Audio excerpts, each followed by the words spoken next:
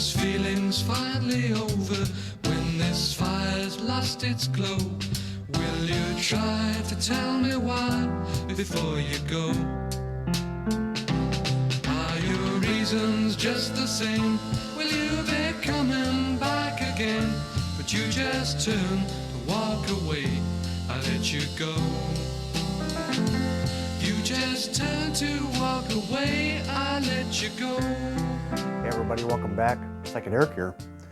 It's a Sunday afternoon today. I'm recording this, so I don't know if I'll upload it tonight or tomorrow morning, but I've been pushing a lot of videos out lately. Just figured I'd hop back on board since I got 4 LPs for you today. So we're gonna do the whole 20-minute deep dive on these. So I'm kind of excited about this one too, because there's a couple bands in here. Well, three out of the 4 that I've really am kind of excited to talk about, because they're pretty much UK based, and I'm trying to stay away from US releases, but you know how it is. It's kind of tough to do when you live in the US. When it comes to those imports, they can be kind of hard to come across, and you don't see them in the shops all the time, so you have to resort to online purchases, and that costs like 40-50 bucks, and it's just a whole hassle getting them sometimes. But thankfully, this past week has been very budget friendly towards me, so I was able to scoop up some items because, as I've mentioned before, kind of staying on a kind of a low budget lately, closing the year out that way. So also hope you guys enjoyed the full album upload I just recently posted.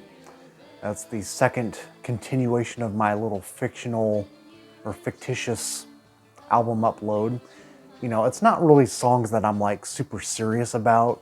I just kind of throw these songs together, record them, make stuff up as I go along, and I'm not like the best vocalist in the world either, so I'm very critical on my voice alone. I can't hit those high notes, man, but but at least you can get an idea of like where I'm coming from, some of my musical ideas, and just the fact I make it on a no budget basis, no production at all, basically one microphone, and kind of just mess with the minimal mixing on my GarageBand application. It's pretty cheap, but I try to make it sound decent.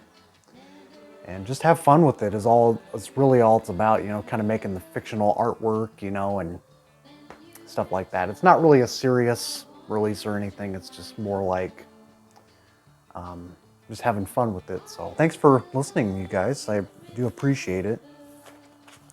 I may even upload all my music onto a separate channel just so it's preserved online. So this first one I'm really excited to talk about. This is one that I've really it's really eluded me for a long time, and I guess I thought for the longest time it was always an expensive reissue even to pick up on, but that was back when I picked up another release by this band that, they were kind of out of print for a while, and then the last couple years, another label picked them up and has been reissuing these. So this is Aent Court, Fly Away.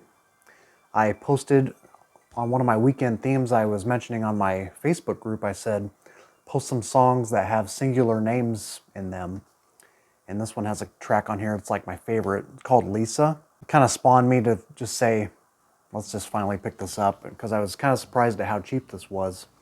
It was basically 18 bucks shipped, which is pretty nice considering the caliber of this record, but also considering reissues typically are 30 bucks nowadays on average, and it's just nice to get that price cut in half a little bit. But yeah, Aent Court, they got a whole back lore story about them, how they formed and whatnot. I'm a little fuzzy on it, but it's basically a duo, Peter Howell and John Ferdinando. Started up with some projects like Alice Through the Looking Glass and a couple other like play-oriented folk projects. But this is like their, quintessential record that they're kind of lauded for, Fly Away. I think this came out in 70, I want to say, 1970. And this was also very much on a low budget basis where They basically hooked up a recording session or a recording studio in their spare bedroom in East Sussex and kind of fleshed out all the little nooks and crannies to make this work. And it's just such a wonderful piece. It's just so nice getting this album the credit that was due. So, you know, as you can see, there's three members on here. So they hired another gal on board. I forget her last name. It's like, what's her name? Lee Menelis. She basically hooked on. I think they were advertising for another vocalist, and she came on board, and she really adds to the enigmaticness quality to it and gives it a really charming, sort of fantasy-like compositions on here with her very kind of tiny but angelic voice. It doesn't have an insert, but it has this hype sticker here. Get a little shot of that if it turns up here. This, like I said, this came out in 2021 on Trading Places. Yeah. I think they also reissued Ithaca, but I have Ithaca on Acme label, which is also pretty decent sounding. Like I said, lo-fi cut recording, but they do what they can on this, and I think if it were polished and really neatly produced, I don't think it would have the same charm. This is very much a time capsule. It's got a very antique sounding quality to it, almost like you're just being whisked away to rural England or, you know, somewhere out in the outskirts, and it's almost got this kind of coffee house quality to it. Very much progressive folk, but of course naturally there are some floaty psychedelic charms about this as well. It's kind of a bare bones label there, but sound quality is pretty nice, I thought. Right from the get-go, I mean, there's no weak tracks on this for me. When I Awake, Mirabella, I love that little switch in the middle of the track where it goes from really very soft to very upbeat. But I think Lisa is kind of the takeaway track on here for me. There's just such a naive charm about it. Very childlike, but kind of Beatle-esque at the same time. The way they're playing it, it's got this very kind of cold piano chords moving throughout, and it just hits those magical spots, man. It's just, there's nothing like it. You know, with the production, the way the drum kit's tuned up, it's just very excellent. So, highly recommend this if you pick it up for cheap. I think you can get this on eBay for like 18, 20 bucks on average. It's well worth it. So, very much a historic piece from that part of the world. And, you know, I think if I had to have a preference though, I think I do prefer Ithaca a little more.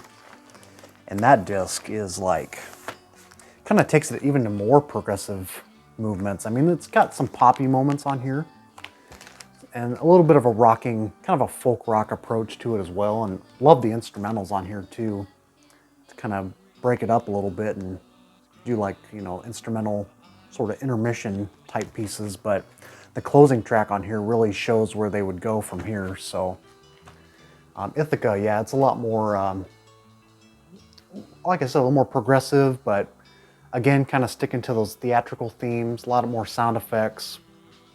It's almost a top 50, top album of all time for me, so I love it that much. But continuing on, so these next two are kind of similar in that they're both almost UK based. I mean, except for the one that started out in the US, moved to the UK. But they're both similar in that they're bands that should have succeeded back in the day and somehow mysteriously did not catch fire at the time. And so I went to the local shop on Friday. I was only expecting to pick up one record, which is the last one here I'll share, but ended up picking up two others because they were pretty decent prices. And this one I was not expecting to pick up, and I was missing this group's records, compilations, and he was kind of flipping through stuff that he hadn't priced yet, and I was like, hey, I'm interested in that. And I got The Ultimate Action by The Action. So if you guys know this group, I'm very happy to pick something up like this finally. Been really lacking some UK oriented stuff. But this group goes, of course, way back for me. I hadn't really heard Rolled Gold in quite a while. I kind of forget what it sounds like, but this is basically their early stuff from 65 to 67 when they're kind of starting out. Very much mod beat music oriented. And you can kind of say in the same vein as like early Small Faces, The Who, for example, or Spencer Davis Group. It's got that kind of soulful approach. They definitely were listening to stuff like from Motown and very pop soul oriented kind of stuff from the US. And it's kind of known for Reggie King, the vocalist here. He has one of the most buttery, smooth soul voices for like a white singer in the UK. Just really stands out on his own, and he really challenges people like Steve Marriott and Steve Winwood, people of that ilk. And if I had a preference, this guy I do prefer of those two. Yeah, very, very excited to pick this up. Got a great deal on this. I think this was like a bootleg from like the 80s, I want to say. It seems unofficial on Discogs, but it's the misprint where some of the songs are a little out of order. There's nearly like 15 or so tracks on here. But I'd say side one opens up best. I'll Keep On Holding On, great version of that. Harlem Shuffle, Wasn't It You, great track too. Shadows and Reflections kind of shows where they would go from there. They'd go a little more, I think, on the more psych pop side a little bit as the years went on. But yeah, this is a collection of all their singles and a few tracks or outtakes from an unreleased LP back in the day. And the unique thing about this group, they were produced by George Martin, and they got released on the Parlophone label back in the day. Mysteriously never caught on. They didn't really have any chart-hitting songs, which is kind of a shame. When you listen to this, it's like, man, why didn't they make it? Not enough promotion, or maybe the money was going towards the Beatles more.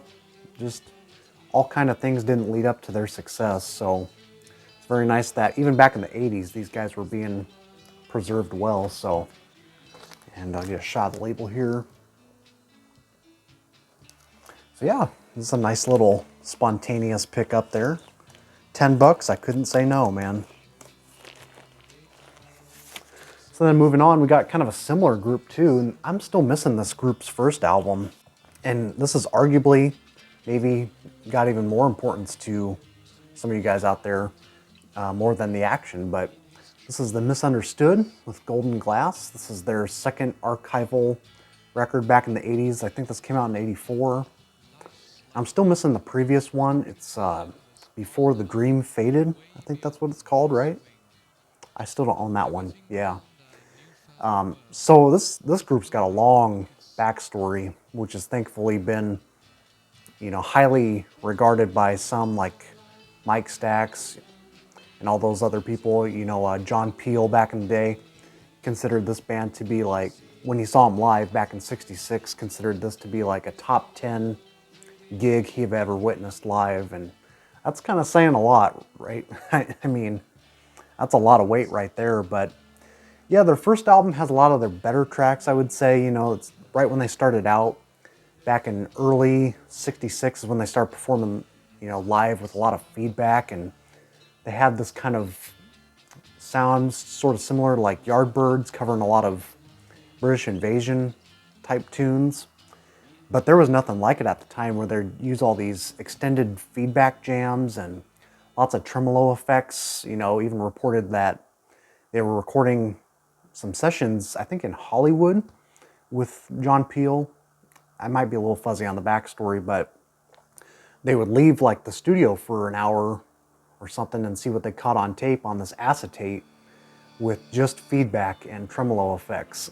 I mean, and this is before Hendrix came along, And I think they even arrived in the UK before Hendrix, like in mid-'66 to record this. So it's very much a crucial, important band as far as when we're talking, psychedelia, for sure. So The only demise, though, was that the lead singer, who was kind of the front man of this group, was drafted at the time. And I don't think he was the only one either. I think maybe the guitarist or someone else was given reports to go back home to the U.S. and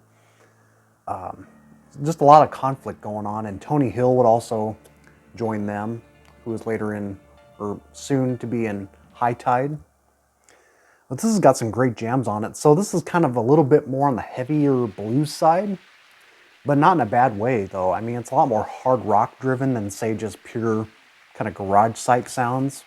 And they were to release, several tracks on Fontana, which also includes a couple here on the first two tracks. Never Had a Girl Like You Before and Golden Glass.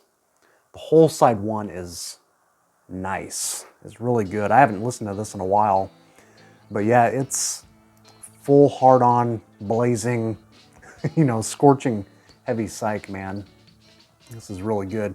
And of course, as to be expected, I kind of took a gamble on this because I kind of forgot what the rest sounded like. But side 2 does have some throwaway tracks as far as like the blues is concerned. Little Red Rooster, I can just totally skip that track. You know what you're getting, but You're Tough Enough's kind of fun. It's a fun little jam without the sax. I prefer it without the sax, but overall, side 1 alone is just worth your time checking out. So yeah, The Misunderstood, quite a quintessential band when we're concerning the scene back in the day. They had all the promise to be something. And yeah, even back in the 80s, again, they were really high renowned and to this day have gotten their due. So yeah, I just decided to throw 20 down on this. Like I said, a little high for me, but that's about the average going price. So I said, let's do it. But the main reason I went down to the shop was for this one. So this is kind of one of those cheapies I've always known about. This is a US band. And I'd always see this one. It seemed to have sold pretty well. I think they even reissued this on A&M. But I said to myself, well, because a few days prior I was listening to it just on a whim. I was like committing myself to listen to this at work. I was like, okay, this ain't too bad. Let's just give this the LP experience. So this is C Train, self-titled, from '69, I think. And this is shortly after the Blues Project kind of departed, or a few members went from there and formed this group. I think there's at least some Blues Project connections here. But this is surprisingly really good. Like I said, it took me a long time to warm up to this one. I'd always heard it online, and I don't know, something about the musical compositions kind of distracted me. It seems like some of the writing's a little off kilter, and they're trying all these things at once, and it's just almost could have been a mess. But I think they do pretty well on here. It's kind of hard to describe the sound. It's like progressive folk rock, but with like some violin and occasional fuzz guitar, sometimes a minimal acoustic approach, but then sometimes they'll go in this really complex, mood shifting kind of sound. And, once I revisited it, I was like, there's definitely some standout tracks on here, but I haven't spun this yet actually, but I'm curious to see how the second time around it's going to hit me. But I do remember liking one particular track, Portrait of the Lady as a Young Artist, concluding side 1 was kind of a highlight. And some of the tracks on here aren't very memorable, but that one does stand out to me. Had good harmonies on it, interesting sound production in the mix, and yeah, saxophone, strings, flute. Has a little bit of that remnants of like the second album from Blues Project, which I'm still missing, by the way. And I really love that second one. But yeah, C Train, this is probably the only one I need from them, but who knows, I'll have to revisit their other ones. But I was kind of surprised how much I warmed up to this finally. Everything about the cover and the whole design, almost looking like one of those one album bands, really strikes me as something I would have really liked. But I'm not saying it's a masterpiece or anything, but this was pretty good. it sounds like it almost could have been ahead of the time in a way with some of these compositions. So, and a quick comparison, you know, they might sound a little bit like It's a Beautiful Day if they were a little more progressive, you know, progressive pop oriented or something. So really glad I took a chance on it. And this album all day long is like $5 to $10 on average. So I do recommend this. So check all of these out and let me know what you think of C Train if you've heard it. So yeah, it basically wraps it up, and just happy to share some more UK sounds on the channel. So I'm just trying to, I mean, I'm always about getting diverse or cultured groups from different parts of the world, but like I said, sometimes they're asking an arm and a leg for it with shipping and whatnot. So not much else to report. I did make a pre-order on something which should be arriving like in November, so it's going to be a little bit yet, but really excited about this being reissued for the first time. I don't know if there's going to be a Halloween trip video mix like there has 2 years prior. The last 2 years I've been doing Halloween mixes. If I do one, it might be just a couple tracks or something, because I need a new charger for my laptop. Unfortunately, it kind of busted on me, so I need to order that, and I rip all my records from the turntable to my laptop, so kind of put the process to a halt, you could say, but I'll figure a way around it. We'll figure it out. So anyways, enjoy these tunes, check out stuff lately. And on another note too, I was really surprised my trip video got as many views as it did. I think I'm at like 2,200 views in the last 4 days or whenever I uploaded it. It's like, wow, where's all that traction coming from? That's awesome. And I'm not even like one that's concerned about views and stuff. It's just like, why is this catching on all of a sudden? I mean, that's awesome, because I put a lot of work into those, and mostly just, you know, not just for my entertainment, but I make it for you guys too. And it's just awesome to see something like that I put a lot of effort into, and had a lot of trouble, you know, uploading these files onto my phone lately, like I've expressed. And it's just nice to see it's getting some traction and some views out there, and people discovering music. So that's what this channel is all about. So anyways, take care. Yeah, I'm kind of in my lounge attire today, so got the saggy going on, but yeah, it's been a nice weekend, nice cool weather. So I've just been kind of just chilling at home, which is not like me, but I'm really enjoying it. So anyways, take care. I'm gonna sign off, and we'll see you soon.